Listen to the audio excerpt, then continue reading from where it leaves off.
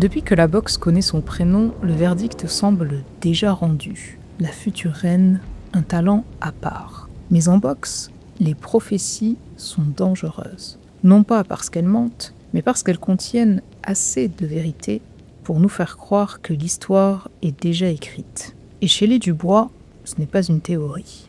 Une prophétie s'est déjà réalisée, son nom est Daniel Dubois. Alors, pourquoi tant de personnes semblent-elles déjà certaines du destin de Caroline ? Bonjour à tous, aujourd'hui on remonte aux origines de Caroline et on cherche à comprendre ce qui lui manque encore pour accomplir la prophétie, mais surtout si elle saura en éviter le piège.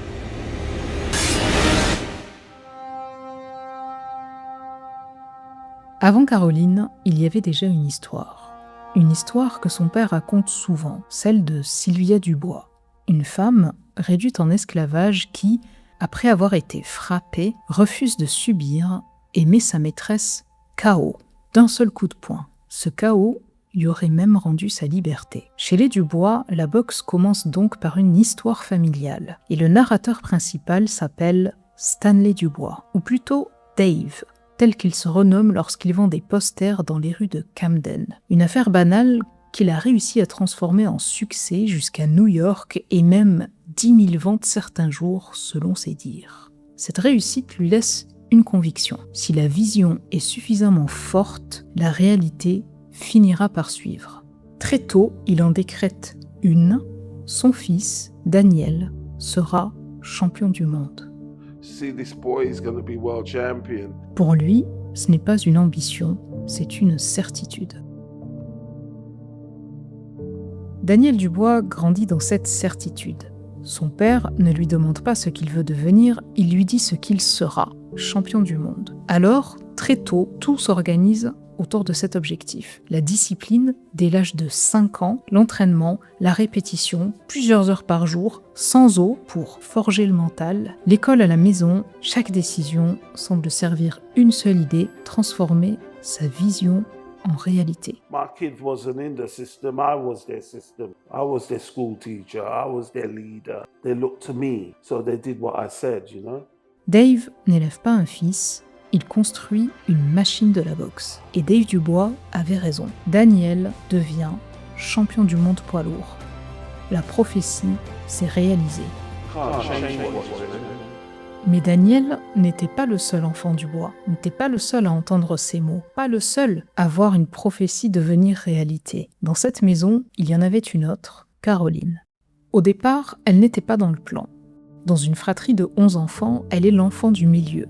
Et surtout, son père ne veut pas qu'elle boxe, mais elle insiste. Alors il teste. Il doit se rendre à l'évidence, elle est douée, très douée. Mais pour s'entraîner dans cette salle réservée aux garçons, elle doit d'abord s'inventer une doublure, un alter ego. Caroline devient alors Colin, le fils que Dave n'avait jamais prévu. Dès ses premiers sparring, elle casse le nez de son adversaire. Le coach croit au prodige. Il découvre qu'il s'agit d'une fille. There's a fight on YouTube of me at 11 years old. I swear I'm not lying. May God strike me down. I laughed my way to the ring. I was grinning during the fight. When the fight was over, I was smiling, and when I walked out, I had the biggest smile on in the place. I was not nervous. I was not afraid. Nothing. And I'm bringing that energy back. This is who I am. And at 11, I had that energy, and at 25, I still got it. À 11 ans, elle regarde les JO de Londres 2012 et voit Claressa Shields et Katie Taylor.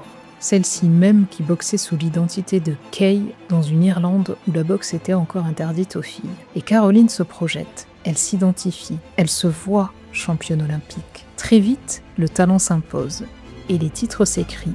2017, championne d'Europe junior, 2018, médaille d'or aux Jeux olympiques de la jeunesse. Mike Costello, la voix de la boxe britannique, raconte « Caroline Dubois est la meilleure boxeuse que j'ai jamais vue » et la machine médiatique s'emballe. Colin s'est renommée Sweet Caroline, elle sera la meilleure boxeuse de sa génération, la prochaine grande championne. La deuxième prophétie vient d'être annoncée. 2020, le script déraille. Orbite fracturée, Dubois pose un genou à terre. Daniel s'incline face à Joe Joyce. Pour la première fois, le système du bois n'a pas fonctionné. Caroline, elle, poursuit sa route vers Tokyo. En 2021, elle arrive aux Jeux Olympiques parmi les favorites. Mais l'histoire ne se déroule pas comme prévu. Défaite en quart de finale, au point, très serré. Pas de médaille, c'est le choc. À 21 ans, elle prend alors une décision importante. Impossible d'attendre 4 ans de plus, elle accélère et passe professionnelle. Signe chez Boxer et rejoint Shane McGuigan. L'histoire reprend et les victoires s'enchaînent. Caroline reste invaincue, mais en coulisses, c'est trop. Dave Dubois dirige tout. Les tensions s'accumulent jusqu'à la rupture. Après une dispute, Dave décide de quitter cette salle et de retourner auprès de Don Charles. Daniel le suit, comme il l'a toujours fait, mais cette fois-ci, quelque chose change. Caroline prend une décision que son frère n'a jamais prise. Elle choisit sa propre voie plutôt que celle de son père. Elle quitte le foyer familial. Pour la première fois de sa vie, elle sort du système. Et c'est ici que commencent les problèmes. Pas pour Caroline, pour moi. Parce qu'à ce stade de l'histoire, Caroline Dubois fait exactement ce que tout le monde avait annoncé. Elle bat Mayra Moneo, elle domine Jessica Camara, elle devient championne du monde. La prophétie continue de s'accomplir. Et moi, je commence à m'ennuyer. Pas parce qu'elle manque de talent, pas parce qu'elle manque de titres, mais parce qu'il devient difficile de raconter une histoire dont tout le monde semble déjà connaître la fin.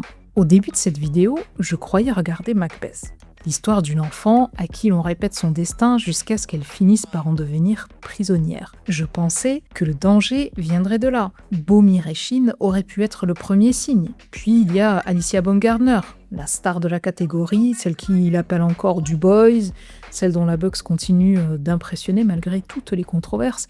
Je pensais qu'à force de vouloir contrôler la prophétie, Caroline finirait par provoquer sa propre chute, comme Macbeth. Mais plus j'avançais, plus cette lecture me semblait incomplète. Parce que le problème, ce n'est pas que Caroline échoue, le problème c'est qu'elle réussit. Alors pourquoi j'ai encore cette frustration ? Je crois que je me suis trompée de film. Ce que je regarde, c'est pas Macbeth, mais c'est peut-être une comédie romantique. Je connais déjà la destination, je veux voir Caroline devenir l'une des grandes figures de sa génération, mais comme dans toutes les rom-coms, connaître la fin ne suffit pas. Il faut encore tomber amoureux de l'histoire. Pour la première fois, je me surprends à attendre autre chose qu'une victoire. J'attends une émotion. J'attends le moment où Caroline sera plus intéressante que l'idée de Caroline. Le combat, l'épreuve ou la rivalité qui transformera cette championne annoncée en quelqu'un dont l'histoire me manquera le jour où elle arrêtera. Et c'est peut-être injuste, parce qu'au fond, je passe cette vidéo entière à parler d'une prophétie, d'un destin, d'une future reine, comme si Caroline Dubois était différente de tout le monde. Et puis je repense à cette chanson, celle sur laquelle elle monte dans le ring. I'm Every Woman, et ça me frappe. Cette chanson raconte exactement l'inverse de ce que je voulais raconter. Elle ne dit pas « je suis celle qui a été choisie », elle ne dit pas « je suis celle qui était destinée à régner », elle dit « je suis tout le monde ». Pas parce qu'une femme est toutes les femmes, mais parce qu'aucune ne l'est seule. Parce que derrière chaque parcours, il y a d'autres femmes, d'autres histoires, d'autres combats. Katie Taylor, Clarissa Shields, toutes celles qui ont ouvert une porte avant qu'une autre ne la franchisse. Et peut-être que c'est ça qui me touche davantage que la prophétie, parce qu'une prophétie, ça isole, ça désigne une élue. La chanson I'm Every Woman fait exactement l'inverse. Elle connecte, elle rappelle que la force de Caroline n'est pas seulement celle d'une championne annoncée, mais plutôt celle d'une jeune femme qui hérite d'une histoire qui a commencé bien avant elle, et qui tente, simplement, comme nous tous, d'y écrire la sienne.